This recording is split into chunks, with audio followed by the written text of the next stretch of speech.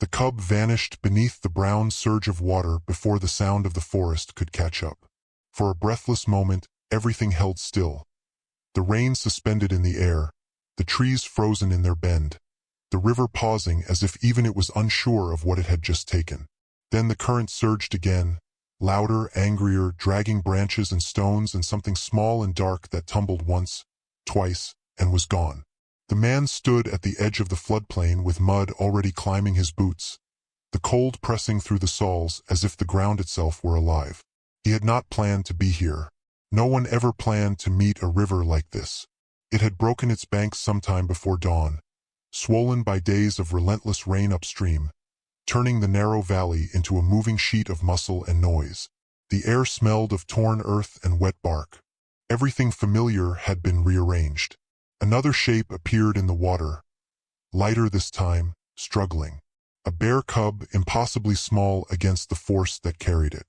Its limbs moved without pattern, driven more by panic than instinct, its head lifting just long enough for the man to see its eyes. They were open, wide, searching for something that wasn't there. The cub struck a submerged log and spun sideways. The man reacted before thought could reach his hands.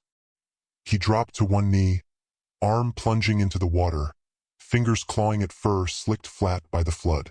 The cold bit hard, stealing strength, but his grip found purchase just as the current tried to tear the cub free again. For a moment they were locked together, human and animal, both held upright only by refusal to let go. He pulled the cub against his chest and staggered backward, boots slipping, heart hammering so loud it seemed to drown out the river itself. When he finally reached higher ground, he collapsed onto wet leaves and held the cub there, both of them shaking. The cub made no sound. It pressed itself tight, as if trying to disappear into the shape of him, its body light and frighteningly fragile. Only then did the man realize how quiet the forest had become. The rain still fell, steady and cold, but the smaller sounds, the birds, the insects, the whisper of wind through needles, had vanished. Even the river seemed to lower its voice, flowing heavy and dark between the trees. The man lifted his head slowly, aware of the space behind him in a way that made his spine tighten. She stood on the opposite bank. The mother bear was larger than he expected, her coat darkened by rain until she looked carved from shadow. She did not move. She did not charge. She watched. Her body was angled toward the water, paws braced against the soaked earth, as if she had run here and stopped only because there was nowhere else to go. The distance between them was not far enough to matter, close enough to feel. The cub shifted in the man's arms, a small, involuntary movement, and the mother's head lifted. Her ears tipped forward. Her nose worked the air. She could see the cub now, unmistakably alive, its shape pressed against something that was not forest, not river, not threat in any form she understood. The man did not stand. He did not move toward her. He stayed where he was, breath slow, hands steady around the cub's ribcage, feeling the rapid flutter beneath the fur. He knew better than to look directly into her eyes for too long, but he could not stop himself from glancing up again, measuring the space, the weight, the power gathered in her stillness. Nothing in his life had prepared him for the way she looked at him then. There was no roar, no bluff charge, no raised hackles or snapping jaws. There was only focus, complete, consuming, a kind of attention that felt heavier than aggression. She stepped forward once, testing the ground. Mud slid beneath her paw, and she paused again, recalculating.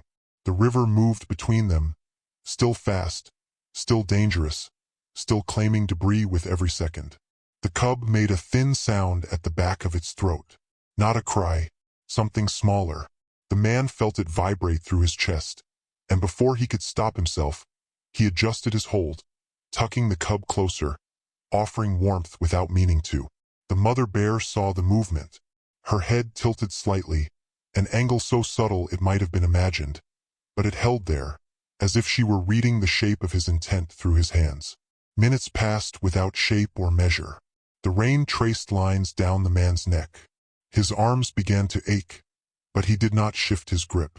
He sensed that everything depended on stillness now, on resisting the human urge to fix, to act, to explain. Whatever this moment was, it could not be rushed. The mother bear lowered herself onto her haunches.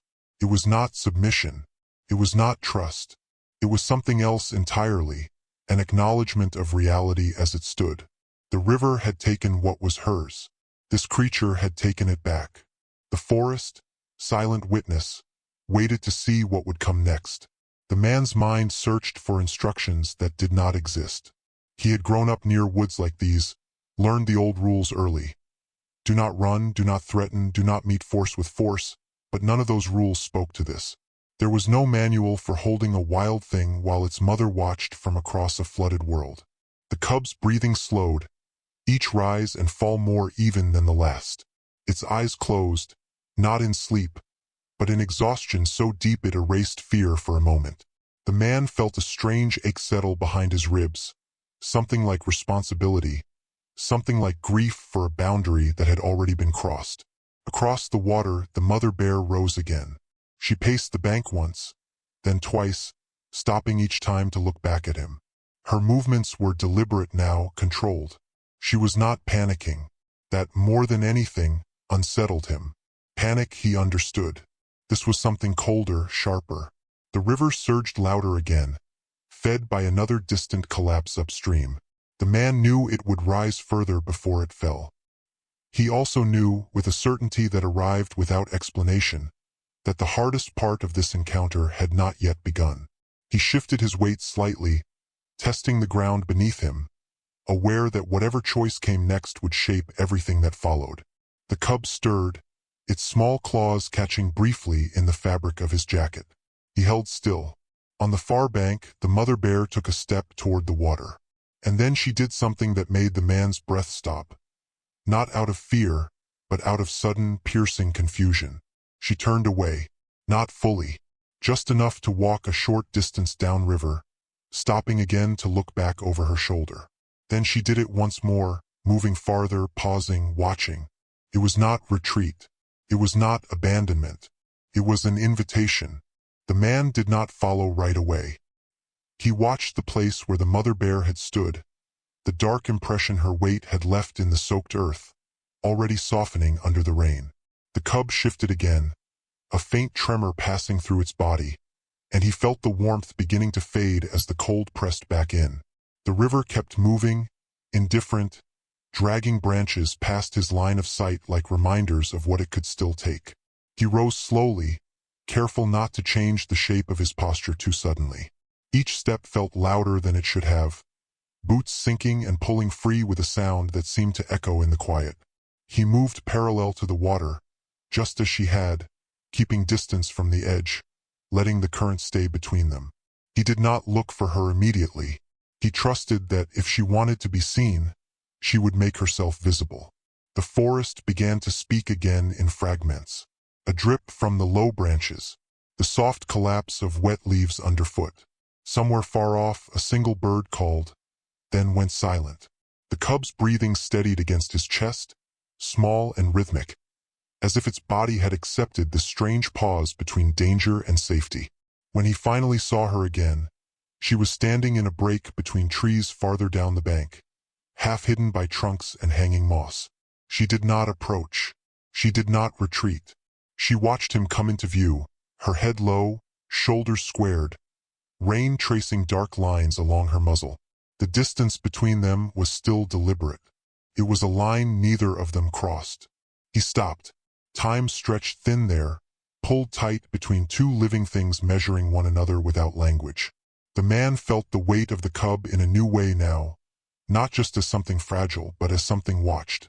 Every movement of his hands, every shift of fabric, seemed to pass through her eyes before it reached the cub. The cub made a small sound again, quieter than before. The mother bear answered, not with a roar or a call, but with a low breath pushed through her nose, a sound so subtle it could have been mistaken for wind. The cub stilled at once. The man felt it, the way the animal responded to something he could not hear in full. He lowered himself carefully onto a fallen log, keeping his body angled sideways rather than facing her head-on. The cub lay across his forearms now, its head resting near his elbow. He could feel the faint tick of its heartbeat through the fur. Alive. Still alive. The mother bear took one step closer. Then she stopped again. Her behavior unsettled him. It did not match the stories people told, the clean lines of instinct and reaction. There was hesitation here. Calculation. A kind of restraint that felt intentional. She paced a short arc, then paused, her eyes never leaving the cub. Rain gathered on the edge of her ears and fell in steady drops. The man realized then that she was not watching him alone. She was watching the space between them. The ground, the distance, the way his arms were positioned. The way the cub lay quiet instead of thrashing. She was reading the scene the way animals do, through posture and pattern, through what remained still and what did not. He adjusted his hold again, slower this time, making sure his hands were visible, open around the cub rather than clenched. Minutes passed, then more. The river shifted behind him, its voice deepening as the water rose another inch. A branch slammed against a rock downstream, breaking with a sharp crack that made the cub flinch. Instantly, the mother bear's head lifted, her body tensing, every muscle drawing tight. The man froze. He did not speak. He did not soothe with sound. He simply stayed. The tension drained from her posture as quickly as it had arrived. She exhaled and lowered her head again, eyes narrowing slightly. Not in threat, but in focus. She moved closer now, one careful step at a time, stopping after each to reassess. The space between them shortened until the man could see the texture of her fur clearly, the lighter patches along her chest, the scars faintly etched beneath the wet. She stopped just beyond reach. The cub stirred, lifting its head weakly. Its eyes opened, unfocused at first, then sharper as it caught her scent. Its body shifted toward her instinctively, a pull so natural the man felt it through his arms. He resisted the urge to help, to bridge the distance himself. Something told him that this had to happen without his push. The mother bear leaned forward, her nose extending into the space between them. She did not touch the cub. She breathed it in, long and slow, her nostrils flaring. The cub answered with a faint movement, a soft vibration through its chest. The man felt his throat tighten, though he did not know why. And then she did something unexpected. She stepped back. Not far, just enough to break the moment. She turned her head slightly, glancing downstream again, then back at him. Her body angled once more in that same direction she had chosen earlier. The meaning was not clear, but the repetition was. She was asking him to move. The realization settled slowly, heavy with consequence. The river behind him was rising faster now. The bank where he stood would not hold much longer. She had chosen higher ground farther down, a place where the flood spread thinner, where the forest rose just enough to resist the water's reach. She took another step away and waited. The man stood, legs stiff, careful not to jolt the cub. He followed, not toward her directly, but along the path she had marked with her pauses. Each time he stopped, she stopped. Each time he moved, she moved. They traveled like this through the rain-soaked woods, a quiet procession bound by necessity rather than trust. As they went, the cub's breathing grew stronger. Its head lifted more often now, eyes tracking movement, responding to the rhythm of her steps even at a distance. The man noticed small things he would have missed before, the way her pace adjusted to match his, the way she always stayed within sight but never too close. Something about her behavior carried a question he could not answer yet. They reached a rise where the ground sloped upward, the trees thinning slightly. The river's sound dulled behind them, no longer pressing at the edges of hearing. The mother bear stopped at the base of a large pine and turned fully toward him for the first time. She did not advance. She waited. The man knelt slowly, lowering the cub toward the ground but not releasing it. The cub shifted, restless now, caught between the safety of his arms and the pull of her presence. The mother bear's head lowered, her body leaning forward, but she still did not close the distance. The air between them felt charged, fragile. The man sensed that whatever came next would not be simple, would not be clean or immediate. The cub's claws flexed lightly against his sleeve. He held on just a moment longer. Because even now, with higher ground beneath their feet and the river pushed back, the mother bear had not yet taken her cub. And he did not know why. The rain eased into something lighter, a fine, persistent mist that clung to everything without sound. The forest breathed differently now, less strained, as if it had loosened its grip just enough to allow this fragile passage to continue. The man remained kneeling, the cub still cradled in his arms, its weight no longer frighteningly limp but not fully its own either. The mother bear circled them once, slow and wide. Her steps were deliberate, placing each paw with care, testing the ground, reading the scent of him, the cub, the damp earth beneath. She moved behind the pine, then emerged again on his other side, never taking her eyes off the cub for long. The man felt her presence even when she slipped from view, a pressure in the air that kept his movements measured and small. The cub lifted its head again, stronger this time. Its nose worked clumsily, drawing in the familiar scent of her through the rain-soaked air. A faint sound escaped its throat, more breath than voice. The mother bear stopped instantly, body going rigid, head snapping back toward them. She answered with a low vibration that traveled through the ground. The cub stilled, then leaned forward as far as the man's arms allowed, its small body stretching toward her without fear. The man felt the pull again, stronger now, instinct pressing against his own caution. Slowly, he loosened his grip just enough for the cub to extend its reach, though he did not let go. The mother bear stepped closer, close enough now that the man could see the flecks of pale bark caught in her fur, the way the muscles in her shoulders shifted beneath her coat as she moved. She lowered her head until her nose hovered just inches from the cub's face. The cub sniffed, awkward and uncoordinated, its breath quickening with effort. Still, she did not take it. She lingered there, nose close, breathing the cub in again and again. Her eyes flicked briefly to the man's hands, then back to the cub, then to the surrounding woods. It was then the man noticed something he had missed before. Her posture was not protective. It was guarded, not against him but against the world beyond them. A distant crack echoed. Another tree giving way somewhere upstream, echoed faintly through the forest. The mother bear's head lifted sharply, her ears angled toward the sound. The cub startled and pressed back against the man's chest. Without thinking, he tightened his arms slightly, shielding it. The mother bear saw the movement. Something shifted in her expression. Not anger, not fear, but recognition. She stepped back half a pace, then looked toward the sound again, then back at them. Her body angled, ready, but she did not leave. She was weighing something. The man followed her gaze now, scanning the trees, listening. The flood was not done. The ground here was higher, but debris would still come. Water would still find paths no one expected. He understood, then, why she had not taken the cub yet. She was not deciding whether to trust him. She was deciding whether this place was safe enough to stop moving. She paced again, this time tighter, closer, her circle shrinking until she stood directly in front of him. She lowered herself slowly onto her haunches, her size folding inward, making herself smaller in a way that felt deliberate. Her eyes stayed on the cub, but her body faced him.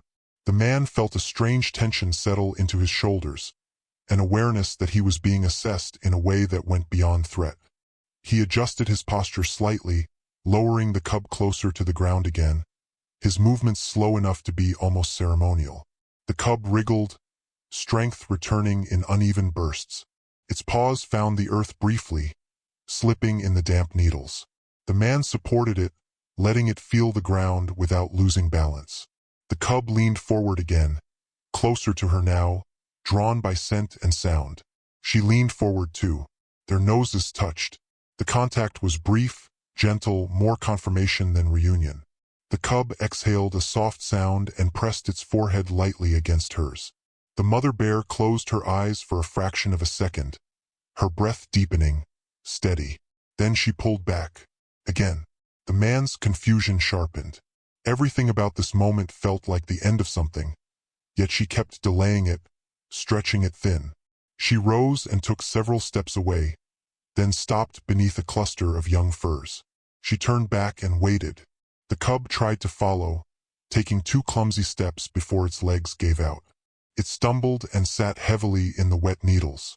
The man instinctively reached for it, but stopped halfway, hands hovering, unsure. The mother bear did not move. She watched. The cub pushed itself upright again, swayed, then steadied. Took another step, then another. Its movements were uncoordinated but determined, driven by something deeper than strength. The man withdrew his hands slowly, resisting the urge to intervene. The cub reached her at last and pressed against her chest, small body fitting into the curve of her foreleg. She lowered her head and breathed over it, deep and long, her body closing around it without fully lifting it away. For a moment the man thought that was it, but she did not turn to leave. She remained there, the cub tucked against her, her eyes fixed on him now. The look was steady, unreadable, heavy with meaning he could not name. Rain beaded on her whiskers and fell to the ground between them. The man rose slowly to his feet, empty arms hanging at his sides. The absence of the cub's weight felt sudden, almost painful. He took a step back, then another, giving her space, signaling what he could. She did not retreat. She stepped forward instead, cub still pressed against her, and stopped where he had knelt only moments before. She lowered her head again, not toward him this time, but toward the ground, sniffing the place where the cub had rested in his arms. She lingered there, longer than necessary. Then she lifted her head and looked at him one last time. There was no farewell in her posture, no clear boundary drawn, just a quiet acknowledgement, heavy and unfinished, as if something had passed between them that neither would ever fully carry alone. She turned and moved into the trees. The cub held close, her shape dissolving into shadow and mist. The forest closed around them, swallowing the sound of her steps until there was only rain again, soft and steady. The man stood there long after she was gone, listening to the hush return. And somewhere deep in his chest, a question remained, unsettled and unresolved. Why had she waited so long to take her cub? And what, exactly, had she needed him for before she did? The forest did not return to normal. Not right away. The man remained standing where the mother bear had disappeared, rain threading quietly through the canopy, mist rising from the ground like breath released too slowly. The place where the cub had rested in his arms still held its warmth for a moment longer. A faint impression pressed into needles and mud. He felt it even without touching it, an absence shaped like weight. He turned at last and began moving uphill, away from the river's pull. The flood still roared below, but here its voice softened, filtered by distance and trees. His boots left shallow marks that filled with water almost immediately, erased as quickly as they were made. Nothing in the forest seemed interested in preserving evidence of what had happened. Yet the feeling stayed. He had taken only a few steps when he noticed it, the sound that did not belong. Not the river, not rain, something deeper, rhythmic, hollow. He stopped. The sound came again, faint but distinct, carried on the damp air. A low cracking noise, followed by a drawn-out groan, like wood under strain. He turned slowly, scanning the slope above him. The ground here rose unevenly, interrupted by fallen trunks and exposed roots. Water threaded through it in narrow streams, cutting paths that had not existed days before. Another sound, closer now. The man's pulse quickened. He moved carefully upslope, each step tested before weight followed. The smell of wet earth thickened, sharp and metallic. Ahead, a stand of trees leaned at an unnatural angle, their roots half exposed where the hillside had begun to give way. And then he saw it.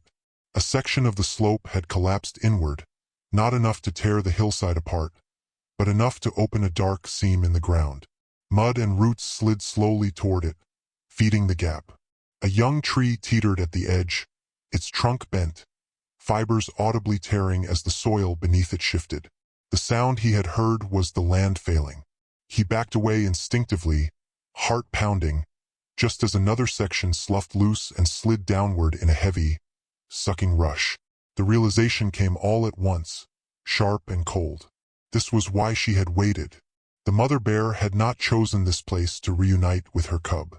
She had chosen it to test whether it would hold.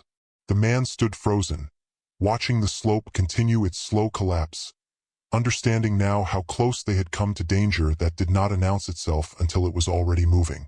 Had she taken the cub sooner? Had she lingered here longer?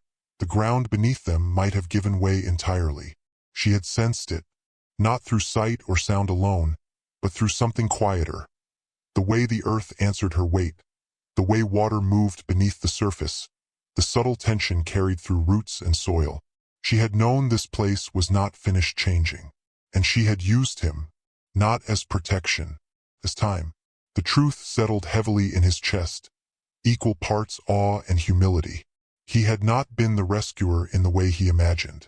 He had been the pause, the stillness she needed while the world decided what it would take next. He turned his gaze downslope, toward the trees where she had vanished. Somewhere beyond them, she and the cub were moving again, searching for ground that would not betray them. He wondered how many times she had done this before, felt the land shift beneath her, adjusted, moved on without ceremony. The rain began to fall harder again, drumming softly against leaves, as if the forest itself were resuming a rhythm it had briefly interrupted. The man stepped back from the unstable ground and continued uphill until the slope leveled and the earth felt firm beneath his feet. Only then did he stop. His hands were trembling now, the delayed response of a body that had been holding itself together through something it did not fully understand. He pressed his palms against his thighs and breathed slowly, counting the rise and fall until the shaking eased. In the distance, a sound carried through the trees, a low, familiar vibration. He turned toward it, heart lifting despite himself. The sound came again, farther now but unmistakable. The mother bear, not a call of alarm, not a warning, something quieter, a presence marking itself in the world as it moved. He listened until the sound faded completely. The forest closed in once more, but it felt different now, not empty, not indifferent.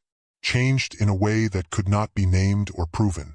He knew that when the floodwaters receded and the ground dried, there would be no sign left of this place. No marker to say what had almost happened here, or what had been prevented by waiting instead of acting. But he would remember, not as a story of saving, but of being allowed to remain long enough for something else to survive. He turned away at last, choosing a path that climbed steadily out of the valley, carrying with him the quiet understanding that sometimes the most important role a human can play in the wild is not intervention, but restraint. And that somewhere beyond the sound of the river, a mother bear and her cub were still moving forward, alive, because she had trusted silence longer than instinct. The thought followed him as he disappeared into the trees, leaving the forest to settle back into itself, holding its secrets close. The flood did not release the valley all at once. It loosened its grip slowly, reluctantly, as if testing whether anything still dared to stand in its path. By the time the man reached the upper trailhead, the rain had thinned to a gray mist that clung to his jacket and hair.